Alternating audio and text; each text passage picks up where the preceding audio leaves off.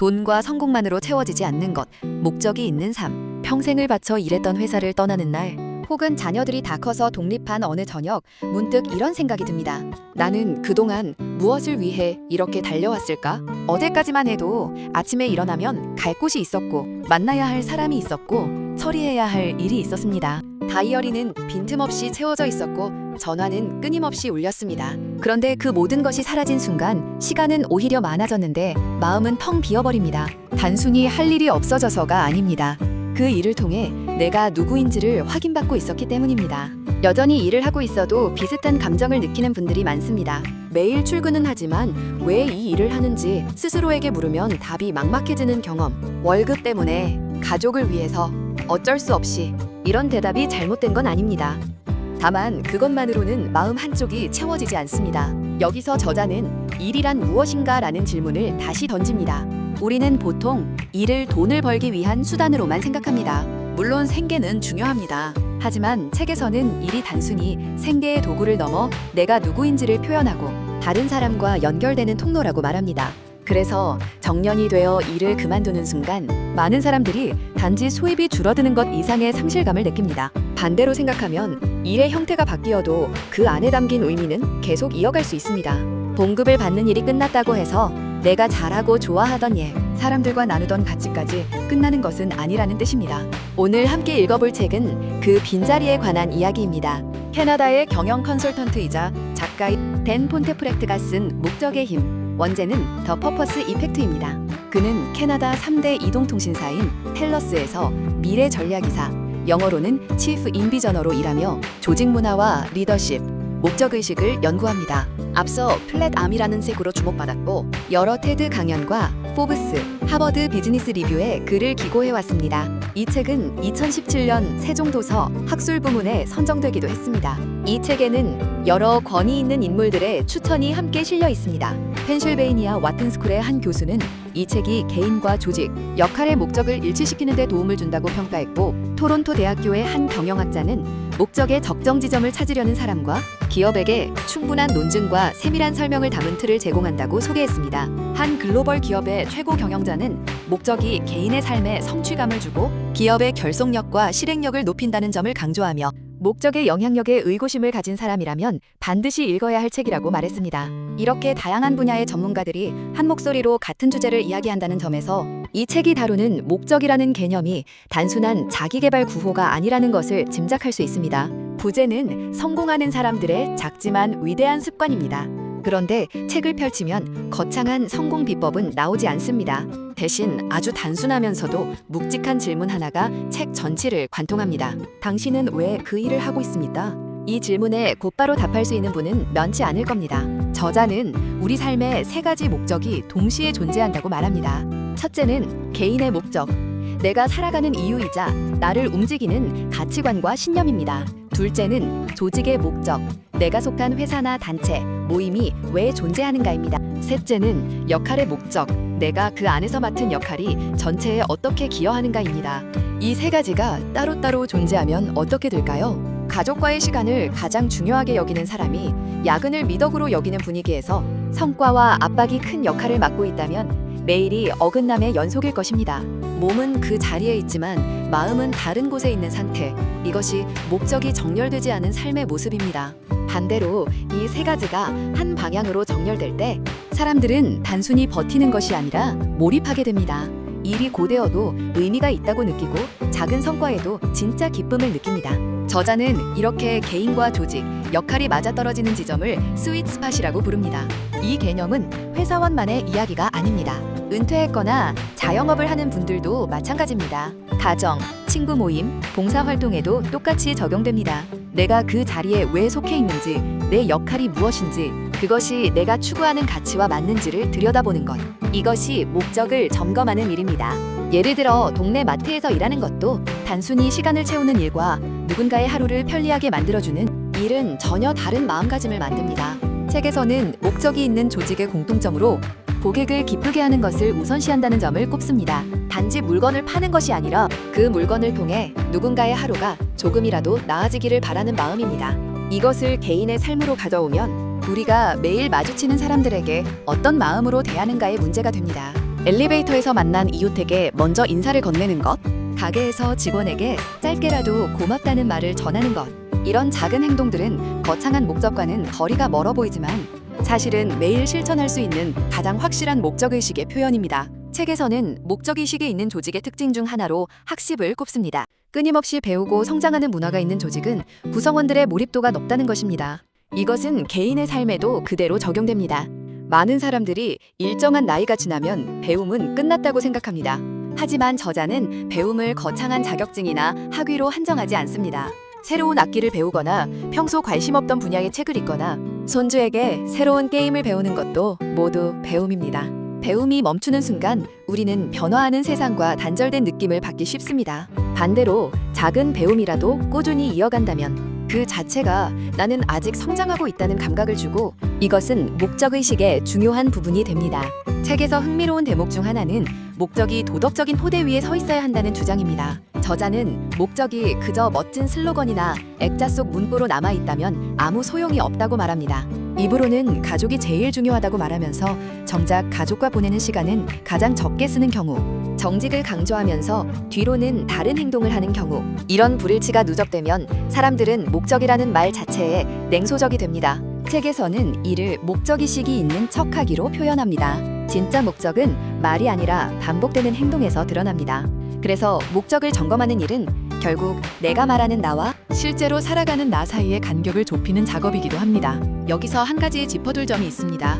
저자는 목적을 한 번 찾았다고 해서 거기서 끝나는 것이 아니라고 강조합니다. 책에서는 이를 지속적인 목적의식이라고 부릅니다.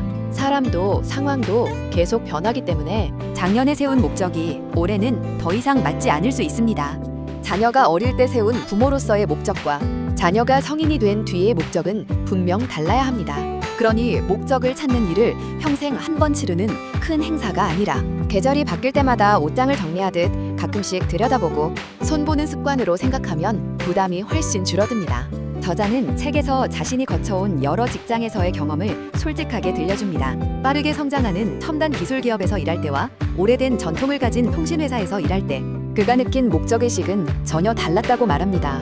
어떤 곳에서는 속도와 혁신이 목적의 중심이었고 어떤 곳에서는 안정성과 신뢰가 더 중요했습니다. 이 경험을 통해 저자는 목적이 한 가지 정답으로 고정되어 있는 것이 아니라 자신이 속한 환경과 시기에 따라 다른 색깔을 띨 수 있다는 것을 깨달았다고 말합니다. 우리 인생도 마찬가지입니다.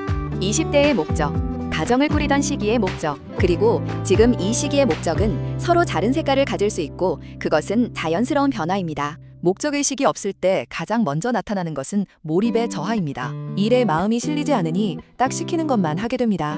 이런 상태가 오래 지속되면 단순히 일이 재미없는 수준을 넘어 정신적이고 정서적인 문제로 이어질 수 있다고 저자는 경고합니다.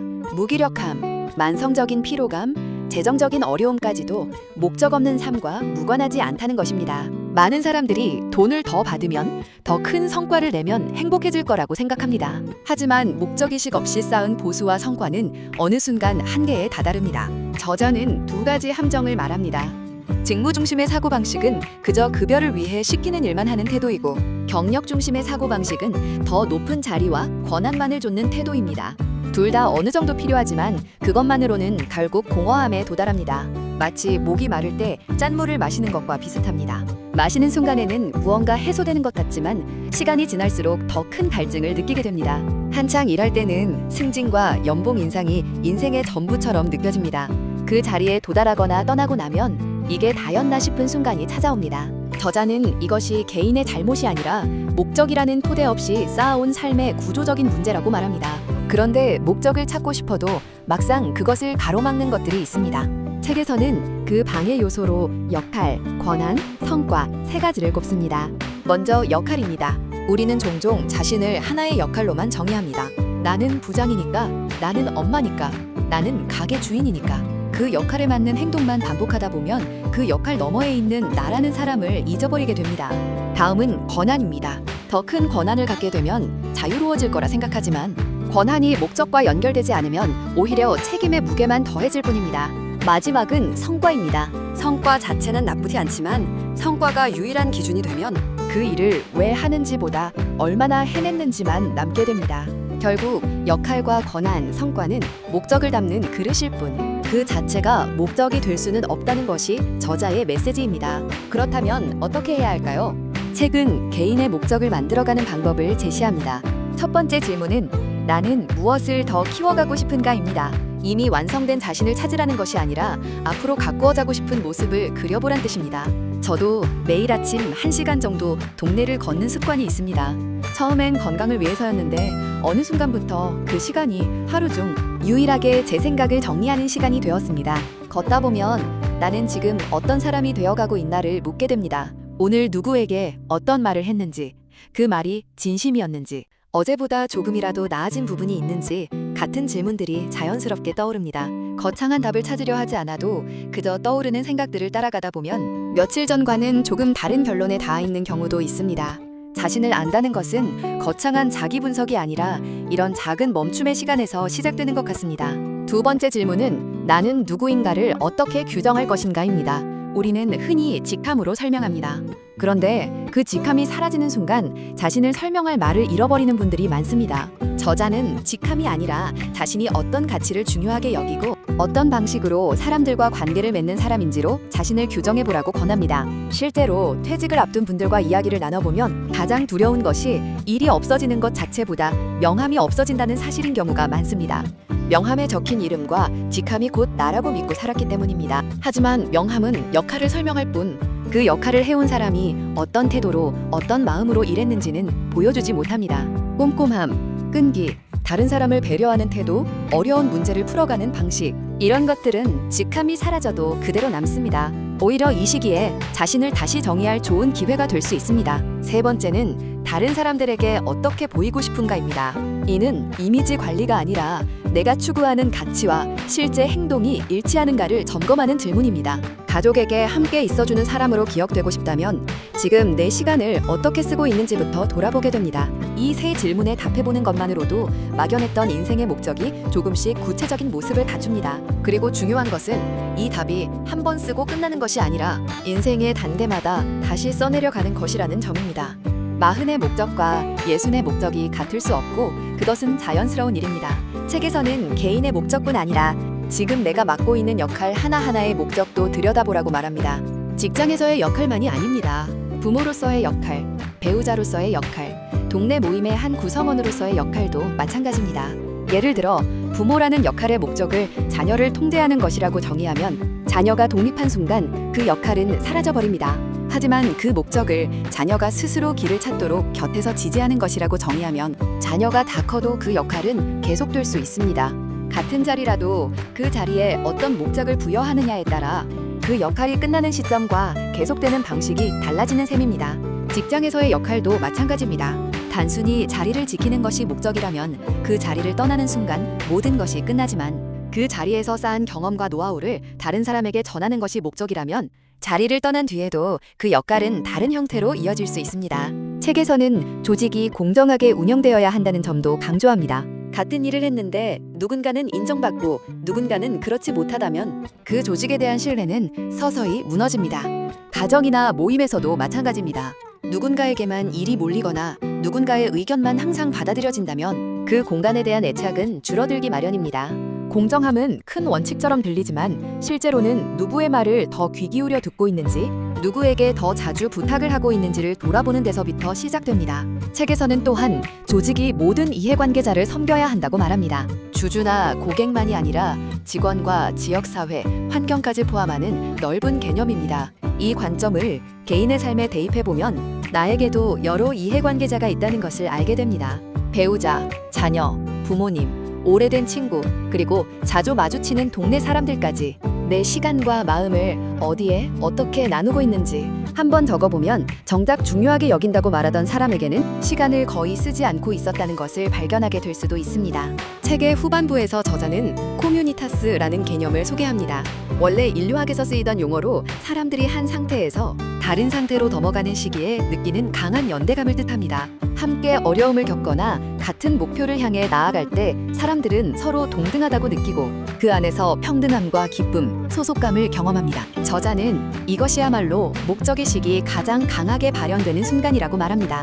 혼자서 거창한 목적을 세워도 오래가지 못합니다. 같은 방향을 바라보는 사람들과 함께 있을 때 비로소 그 목적이 진짜라는 것을 확인받습니다. 동네 산책 모임, 독서 모임, 봉사단체, 가족 안에서도 코뮤니타스는 만들어질 수 있습니다. 40, 50을 지나며 인간관계의 폭이 좁아지는 경험을 합니다. 동료들과의 관계는 퇴직과 함께 옅어지고 자녀들은 독립해 나갑니다. 이 시기에 새롭게 맺는 관계가 서로의 목적을 지지해주는 관계가 된다면 그것이 바로 코뮤니타스의 실현입니다.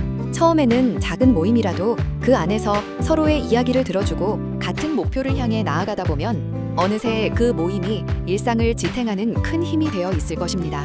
실제로 은퇴 이후 동네 산책 모임을 시작한 분들의 이야기를 들어보면 처음에는 그냥 같이 걷자는 가벼운 마음으로 모였다가 시간이 지나면서 서로의 건강과 안부를 챙기고 한 사람이 며칠 안 보이면 자연스럽게 연락을 주고받는 관계로 발전하는 경우가 많습니다. 누가 정해준 것도 아닌데 그 모임 안에서 각자가 서로에게 의미 있는 존재가 되어가는 것입니다. 이것이 바로 코뮤니타스가 만들어지는 과정이라고 할 수 있습니다. 책에서는 목적을 점검하는 또 하나의 도구로 4가지 질문을 제시합니다. 지금 내 삶에서 더 키우고 강화하고 싶은 것은 무엇인가? 반대로 점점 약해지고 지치게 만드는 것은 무엇인가? 예전에는 소중했지만 지금은 잊고 지내는 것 중에서 다시 되살리고 싶은 것은 무엇인가? 그리고 더 이상 버티기 어려운 한계에 다다른 것이 있다면 그것을 무엇으로 바꾸어 가고 싶은가? 이 4가지 질문을 따라가다 보면 막연한 불만이나 피로감이 구체적인 그림으로 정리됩니다. 예를 들어 누군가는 사람들과의 깊은 대화를 더 늘리고 싶고 늦은 시간까지 스마트폰을 보는 습관은 줄이고 싶고 예전에 즐기던 그림 그리기를 다시 시작하고 싶고 의무감으로만 나가던 모임은 정리하고 싶다고 답할 수 있습니다. 이렇게 적어보면 거대한 인생 계획이 아니라 이번 주부터 바로 시작할 수 있는 작은 변화들이 보이기 시작합니다. 책의 마지막 부분에서는 실용적인 도구를 하나 제시합니다. 바로 개인의 목적 선언문을 작성하는 것입니다. 먼저 종이 한 장을 꺼내 살면서 가장 의미 있었던 순간들을 떠올려 봅니다. 그 순간에 어떤 가치가 작용했는지 성장이나 정직, 연결, 도전, 기여 같은 단어들로 적어봅니다. 그 다음에는 앞으로 어떤 사람으로 기억되고 싶은지 한 문장으로 적어봅니다. 거창한 문장이 아니어도 됩니다. 나는 주변 사람들이 자기 자신을 더 좋아하게 만드는 사람이 되고 싶다처럼 구체적이고 진솔한 한 줄이면 충분합니다. 예를 들어 누군가는 나는 매일 한 사람에게라도 진심 어린 칭찬을 건네는 사람이 되고 싶다라고 적었고 또 누군가는 나는 배운 것을 아낌없이 나누는 사람이 되고 싶다라고 적었습니다. 이렇게 적힌 한 문장은 그 사람이 앞으로 어떤 선택을 할 때마다 조용한 기준이 되어줍니다. 마지막으로 이 목적을 일상 속 행동으로 옮길 수 있는 한두 가지를 정해봅니다. 매일 아침 걷는 시간에 가족에게 안부 전화를 한다든지 일주일에 한 번 새로운 것을 배우는 시간을 갖는다든지 하는 식입니다. 거대한 변화보다 매일 반복할 수 있는 작은 습관이 더 중요하다고 저자는 강조합니다. 이렇게 적은 목적 선언문은 한 번 쓰고 서랍에 넣어두는 것이 아니라 가끔 꺼내보며 수정하고 다듬어가는 살아있는 문서가 되어야 합니다. 인생의 큰 결정을 앞두고 있을 때 혹은 마음이 흔들릴 때 이 문장을 다시 읽어보는 것만으로도 방향을 잡는 데 큰 도움이 됩니다. 펜으로 직접 적어서 자주 보는 곳에 붙여두는 것도 좋은 방법입니다.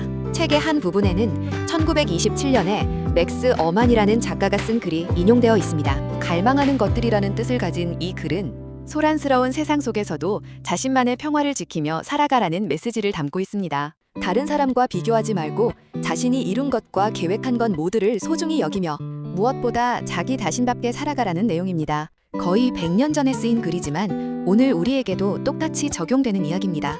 목적은 거대한 사명이나 대단한 업적이 아닐 수 있습니다. 매일 아침 눈을 뜨면서 오늘 나는 어떤 사람으로 살아갈 것인가를 작게라도 생각해보는 것, 그리고 그 생각을 행동으로 옮기는 작은 습관들, 이것이 쌓여서 한 사람의 인생 전체를 움직이는 힘이 됩니다. 그리고 그 힘은 거창한 출발선이 아니라 오늘 이 영상을 보는 지금부터 시작될 수 있습니다. 혹시 오늘 이야기를 들으며 떠오른 단어가 있다면 그 단어 하나를 오늘 하루 마음에 담아보시는 것도 좋겠습니다. 그것이 바로 여러분의 목적을 향한 첫 문장이 될 수 있습니다.